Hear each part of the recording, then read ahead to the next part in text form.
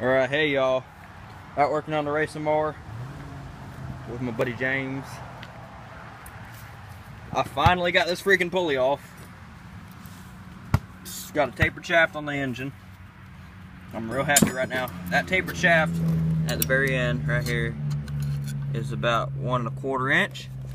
So I can fit 1 inch things. Like I'm gonna end up just running a chain drive clutch on here, put a sprocket on the back top where the pulley was, and have it semi-automatic. And I'm gonna leave the back belt just alone because it's just fine. There ain't nothing wrong with that one. But I'm gonna probably, I don't know. Let me know what y'all think about turning this down, because I know a machinist that I could get that turned down, that crankshaft turned down on a lathe to 1 inch. It's got threads up inside there, which is good. You probably can't see it, but I could take this thing to a machine shop and have that turned down to 1 inch. But I got two options. I could turn it down to 1 inch on the motor with a 4-inch grinder, or I could take the whole engine apart, pull the crank out, have it turned down to 1 inch, and then put the motor back together. I don't know about doing that second option because this thing's a pretty rare engine, so it'd be hard to find gaskets. So I'd like to do that and freaking mount a 1 inch bore clutch on there. That is about, as you can see, it's about 1 3/4 inch deep.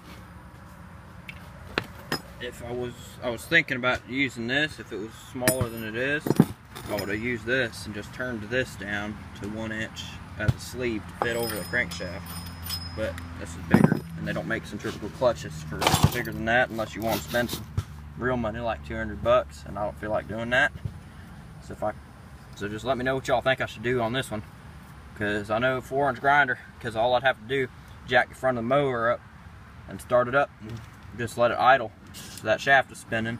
Get the 4-inch grinder out like this one here, except the big fat disc, grind down on the crankshaft until it's all 1 inch, and then, you know, go from there.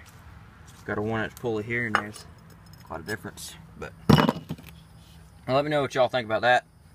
I'm gonna run a vertical chain. I don't know how that'll work, but I'm just gonna get rid of all this. I'll leave the clutch, spring, and the tensioner wheel, because that's a nice, good old wheel, and just remove the cable and all that stuff for the clutch, and just use this to tighten the chain, keep that tight. I'm gonna be running probably an 18-tooth clutch on the motor, and then probably a 9 on this, so that's 2 to 1 there. And then this is 8.5 to 3.5, so what's that, like 8 to 1 basically. So it'll be a little faster. It's been a while since you guys seen it upside down, so I'll just go on ahead and do an overview. Did full welds on everything, braces and stuff. Got to tighten that up a little bit loose, but yeah, as you can see, the clearance is slim to none on both of those, but it don't wear on the tire too bad, so I ain't worried. Got to tear this transmission out and get that piece right here cut out to put the brake rotor on, which I got a shed right here. Right here, remember I showed you that one?